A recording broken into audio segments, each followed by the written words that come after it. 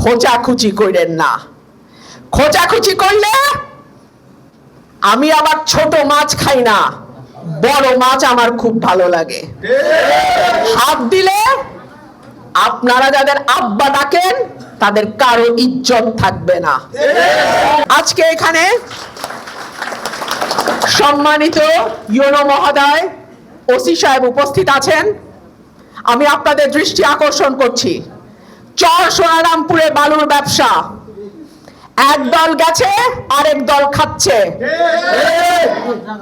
এবং কারা খাচ্ছে তাদের সবার ছবি, সবার নাম আশুগঞ্জের মানুষ জানে। আমি অনুরোধ করব, সরকারি দল সরকারি মত দেখবেন না। চোর চোরই সে যেই দলেরই হোক, বালুচোরই সে যেই দলেরই হোক, মাদক ব্যবসায়ী সে যেই দলেরই হোক, এইসব চোর লুটেরাদের কারণে দলগুলো ডোবে, দলের সাধারণ কর্মীরা শাস্তি ভোগ করে।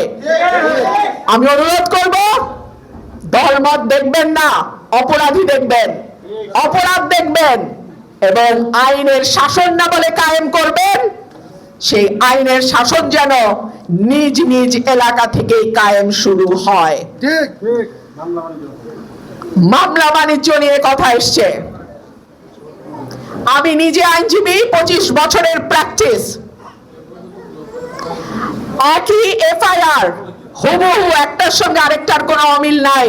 আওয়ামী লীগের সরকারের সময় হয়েছে, শুধু আসামির নাম পরিবর্তন হয়েছে। অজ্ঞাতনামা 200 আসামি, 200 আসামির মধ্যে কখনো এই বিএনপির এই লোক, না হলে ওই লোক, ওই লোক জামাতের এই লোক, ওই লোক, এইভাবে মামলা দেওয়া হয়েছে। হয়েছে কি হয় নাই? সেই ধারা কেন 5ই অগস্টের পরেও জারি থাকবে? আমরা না পরিবর্তনের ওয়াদা করেছিলাম? আমরা না আইনের শাসন কায়েম করার কথা বলেছিলাম? আমরা না ন্যায় বিচার নিশ্চিতের কথা বলেছিলাম? তাহলে এখনো কেন এই মামলা বাণিজ্য জারি থাকে? এখনো কেন জামিনের পরে শোন আরেস্ট দিয়ে জেলখানার গেট থেকে আসামি ধরে নেওয়া হয়? আমি সবাইকে বলবো, 5ই অগস্ট সবার জন্যই শিক্ষা।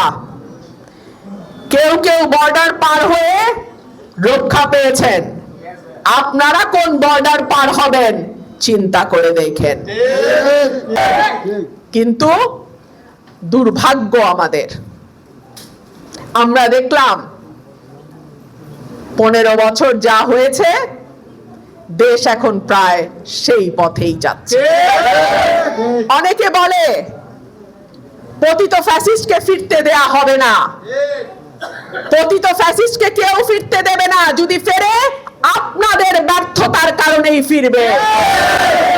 আপনারা যখন চাঁদাবাজি করেন, ধান্দাবাজি করেন, বালুর ব্যবসা করেন, আপনারা যখন সাধারণ মানুষের ব্যবসা প্রতিষ্ঠানে গিয়ে লুটপাট করেন, আপনারা যখন কিভাবে নির্বাচনে জালিয়াতি করে আরেকবার আরেক আসন, আরেকটু জায়গা পাওয়া যায় সেই ধান্দা করেন, আপনারা যখন ক্ষমতার ভারসাম্যে আর বিশ্বাস করেন না, আপনারা যখন ভিন্ন মতকে দমন করার জন্য নোংরা পথ অবলম্বন করেন, ঠিক যেরকম শেখ হাসিনা সরকারের সময় হয়েছিল, তখন মনে রাখবেন আপনারাই কিন্তু সেই স্বৈরাচারকে বরণ করে নিয়ে আসবেন।